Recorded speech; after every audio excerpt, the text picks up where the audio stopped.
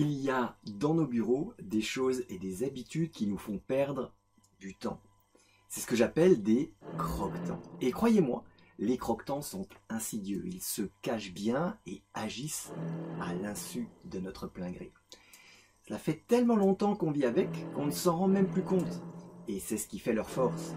Quand on les a identifiés, qu'on les débusque, ils devraient nous faire plus peur qu'un zombie d'Halloween, parce qu'ils nous volent notre bien le plus précieux, notre temps. Plusieurs de ces croquetants ont dévoré une partie de mes vacances, et j'aimerais vous éviter la même mésaventure. Ils sont de toutes les couleurs. Ceux qui ont volé mon temps étaient souvent gris. Je vous assure, l'horreur absolue. Chez moi, ils se cachaient dans une armoire au fond du bureau. Mais on les trouve souvent aussi sur des étagères à la vue de tous. Et c'est complètement dingue parce que, vus de dos, ils paraissent anodins et sans danger. Dans cette vidéo, je vais vous présenter un de ces croquetants en détail et vous montrer les 4 raisons pour lesquelles vous aurez envie de les mettre hors d'état de nuire. Bonjour, je suis Thierry Compagne, un chasseur de croquetants passionné, parfois encore victime, mais de moins en moins, il faut bien le dire. Vous êtes prêts? Alors, de quel croquetant s'agit-il?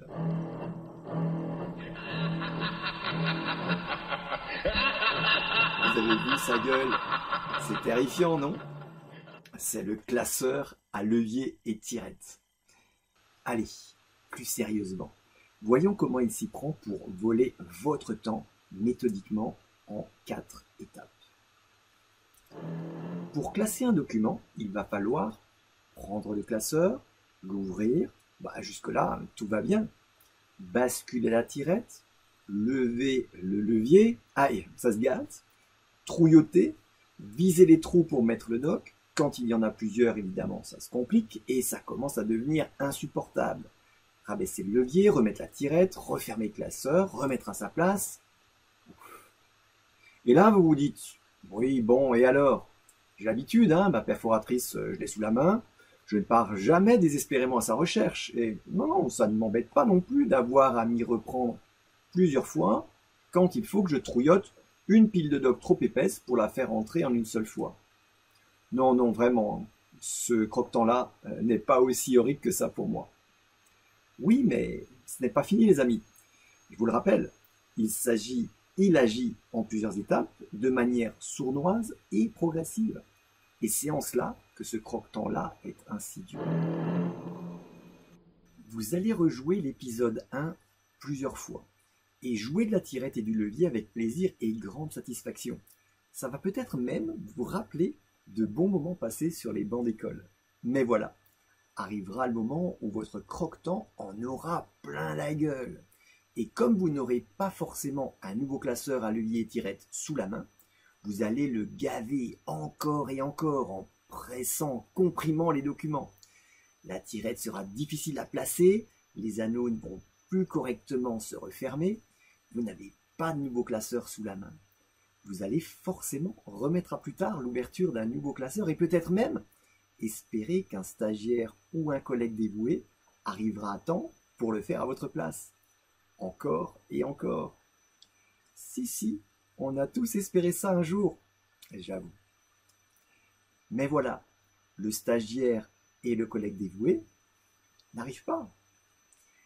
En revanche, le jour où vous êtes déjà bien pressé et que vous devez absolument retrouver la facture du 18 septembre d'un montant de 1 834 € pour la vérifier à la demande de votre collègue contrôleur de gestion, lui, il arrive. Attention, les images peuvent être choquantes pour un public non averti. Vous saisissez votre classeur à levier et tirette bleue, vous savez, celui où se trouvent toutes les factures. Il est plein à craquer. Et c'est là, à cet instant précis, où le croquetant va pleinement se révéler. Vous allez le prendre, et c'est évidemment sur vos pieds, à vous, qu'il va vomir tout son contenu. Et oui, il va falloir ramasser toutes ces factures éparpillées sur le sol, les replacer dans le bon ordre et les remettre dans les anneaux par paquet de 10 ou 15, pas plus, parce que sinon, vous le savez, on aura du mal à les insérer dans les trous. Vous allez remettre tout ça en place, tant bien que mal, en vous disant peut-être qu'on ne vous y reprendra plus. C'est promis, je ferai du tri quand ce sera plus calme, dites-vous. En espérant que ça ne tarde pas trop, au risque de revivre cette expérience 2 ou 3 fois d'ici là. Ça y est, c'est plus calme. Enfin, pas vraiment, mais de toute façon, vous n'avez plus le choix. Il faut le faire, vous devez le faire. Mais quoi donc? Ben, l'archivage. On reprend ce foutu classeur à levier tirette.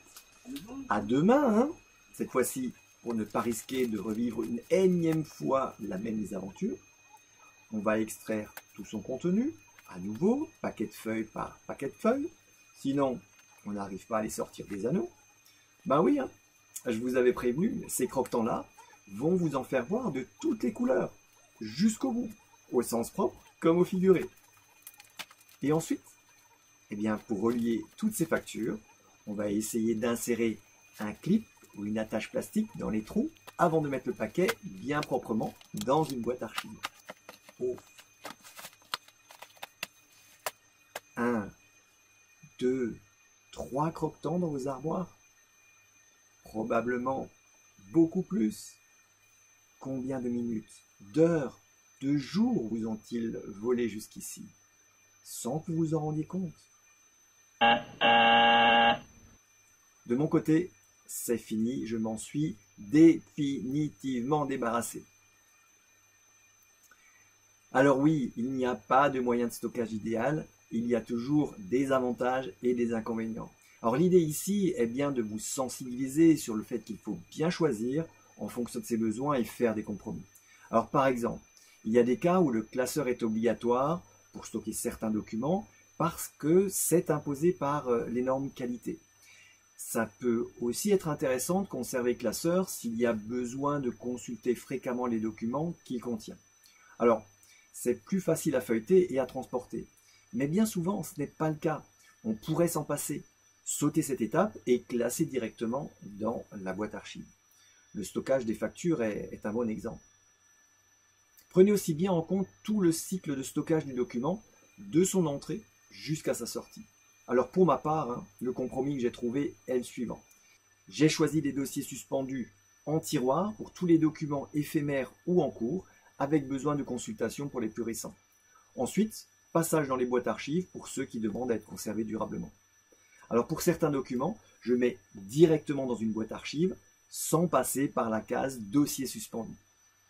Je ne touche pas 20 000 non plus. Je vous avais dit, tout est histoire de compromis. Alors, il va sans dire que je numérise un maximum de documents pour ne plus avoir à faire toute cette manutention. Oui, mais la numérisation, ça prend du temps aussi, vous allez me dire. C'est vrai. Mais ça, c'est un autre sujet et j'y reviendrai dans une autre vidéo. Voilà, chassez vos croquetants, éliminez-les sans pitié, vous vous en porterez que mieux. Alors dites-moi dans les commentaires, juste en dessous de la vidéo, si vous allez supprimer vos classeurs ou si au contraire, vous allez les conserver et pourquoi. Ça m'intéresse. Alors un grand merci à ma fille Oriane qui nous a créé ce superbe croquetant pour illustrer cette vidéo. À seulement 13 ans, elle en a déjà fait les frais à plusieurs reprises, m'a-t-elle dit.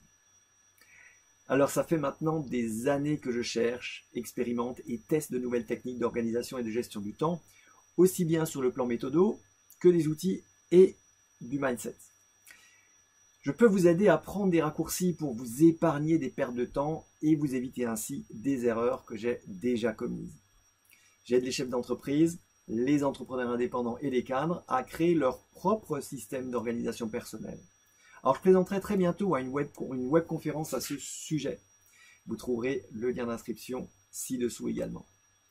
Alors si vous pensez à quelqu'un en particulier en voyant cette vidéo, eh bien partagez-la. Cliquez sur le pouce bleu si vous avez apprécié et abonnez-vous pour ne pas manquer la prochaine. Allez, à bientôt, organisez-vous, prenez la main pour retrouver un esprit libre et serein. Salut!